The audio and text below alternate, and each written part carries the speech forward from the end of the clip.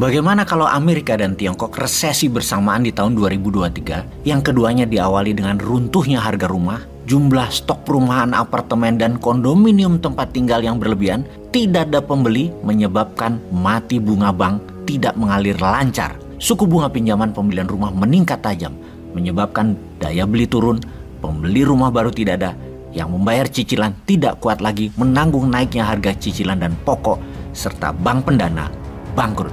Semua ini sudah terjadi, persis seperti di tahun 2008 di Amerika. Namun kali ini terjadi di dua negara besar, yaitu Tiongkok dan Amerika, terkena imbasnya. Mereka sedang bermasalah, terkena masalah properti dan keuangan yang parah.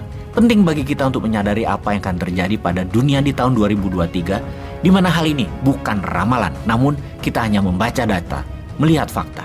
Juga kita mengingatkan sisi positifnya bahwa banyak bilioner lahir di era kegelapan ekonomi. Jauh lebih cepat bilioner baru lahir di masa krisis daripada bilioner tercipta di masa ekonomi normal. Ini catatan penting untuk New Mind menjadi para bilioner baru. Demikian juga banyak negara menjadi besar karena menyalip di tikungan ketika negara lain roboh karena inflasi, karena resesi, atau karena perang. Di tahun 98 sampai tahun 2000 muncul banyak bilioner baru di Indonesia dan juga di dunia. Juga di tahun 2008 dalam krisis subprime mortgage tersebut. Dan di krisis 2003-2004 dunia ini harusnya membuat Indonesia menjadi negara besar. Dan Anda sahabat New Mind jadi bilioner semua. Sekarang kita bahas lebih detail dan kita bukakan solusi untuk New Mind ambil kesempatan. Ada 3 hal yang parah yang akan terjadi di tahun 2023 yang kalau kita tidak antisipasi, jangankan warganya menderita.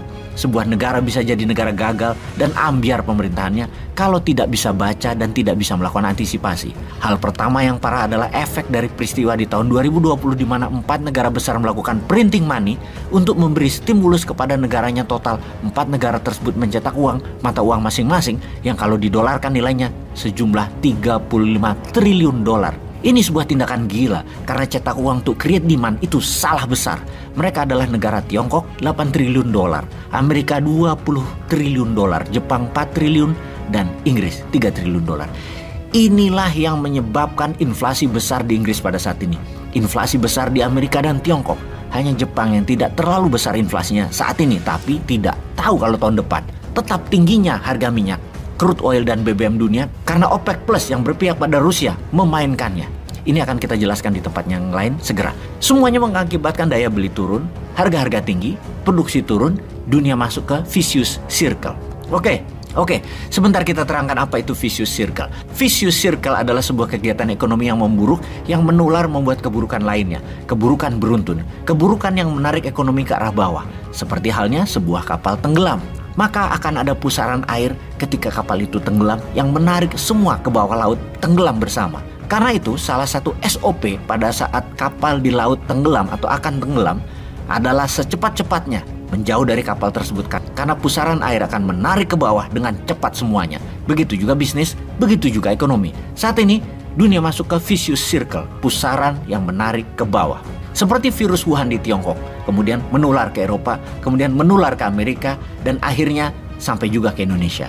Dan dalam masalah inflasi di awal tahun 2022 ini, pertama yang kena adalah negara-negara Afrika, kemudian negara-negara Amerika Latin, sekarang negara-negara Eropa, kemudian Amerika. Kata siapa tidak akan ke Indonesia? Jangan sampai kayak waktu COVID, pejabatnya dengan sombong mengatakan tidak mungkin COVID ke Indonesia karena kuat kita orang Indonesia, karena pada makan nasi kucing. Ada lagi yang mengatakan, Perdana Menteri Indonesia kalau nggak salah, yang mengatakan nggak mungkin masuk ke Indonesia karena pas musim panas virusnya mati. Ternyata masuk juga. Demikian juga inflasi tinggi yang telah terjadi di Indonesia, namun berita media massa ditutupi tidak boleh menyiarkan seperti ini. Siapa yang berani garansi inflasi tinggi, daya beli turun, kemudian tidak terjadi resesi di Indonesia? Ada sih pengumuman pejabat tinggi yang mengatakan pendapatan pajak Indonesia selalu naik, pertumbuhan ekonomi Indonesia naik 5%, kemudian inflasi hanya 4%, semua terkendali di Indonesia. Indonesia akan survive di tahun 2023, tidak terkena dampak inflasi dunia, tidak turun daya belinya, tidak ada resesi, walau seluruh dunia gelap. Benar begitu? Atau janji kampanye? Sepertinya ini hanya perkataan janji kampanye deh. Sungguh, kenyataan hidup itu tidak semanis janji kampanye. Ini realita ekonomi dunia. Pasti kena imbasnya resesi dunia ke Indonesia cepat atau lambat, dan bagaimana Indonesia mengantisipasinya. Yang ketiga, yang terakhir adalah Tiongkok pasti kena pukulan parah semodel subprime mortgage di tahun 2008 di Amerika. Mirip dan pasti terjadi. Bank kering duitnya, properti oversupply dan tidak ada pembeli. Bayangkan, dari GDP nasional Tiongkok, properti itu memberi kontribusi 27%. Ini gila sekali nilainya. Hampir 4 triliun dolar per tahun nilainya. Dunia properti Tiongkok yang 4 triliun dolar itu sama dengan 20 kali APBN Indonesia, di mana Evergreen saja sudah menyebabkan masalah senilai 400 billion dolar di Tiongkok, dan bank yang memiliki kredit macet hampir 1 triliun dolar dalam kurun waktu 2 tahun ini. Tiongkok kena lampu merah finansial sebentar lagi, dan solusinya bagi Tiongkok adalah bisa-bisa serang Taiwan kali ya. Amerika juga sama, kulang lagi masalah di mana pertumbuhan perumahan sudah di atas 20%, kebutuhan perumahan di Amerika, dan karena strong dollar, suku bunga antar bank naik, kredit naik, mortgage loan naik, rakyat nggak bisa nyicil karena naiknya suku bunga pinjaman, dan 25% yang kredit rumah di Amerika sekarang ada gejala akan macet. 10% sudah macet, jadi bisa 35% macetnya. Dan ini bisa membuat subprime terjadi lagi seperti tahun 2008, kedua kalinya di Amerika. Jadi kalau disimpulkan 3 masalah besar dunia, yaitu uang beredar hasil printing money untuk penanganan COVID membuat inflasi, tingginya harga BBM dunia membuat strategi menaikkan suku bunga bank tidak berhasil, malah menurunkan daya beli. Hancurnya dunia properti akan menghancurkan sistem keuangan 2 negara, Tiongkok dan Amerika. Apa yang Indonesia harus lakukan untuk menjadi negara yang mengambil peluang atas lemahnya 2 negara besar tersebut? Kita harus break pattern. Indonesia harus segera keluar dari pusaran arus menarik ke bawah. Indonesia harus menjadi negara besar yang menyusul di tikungan ini untuk menjadi negara besar. Wahai sahabat, mana solusinya?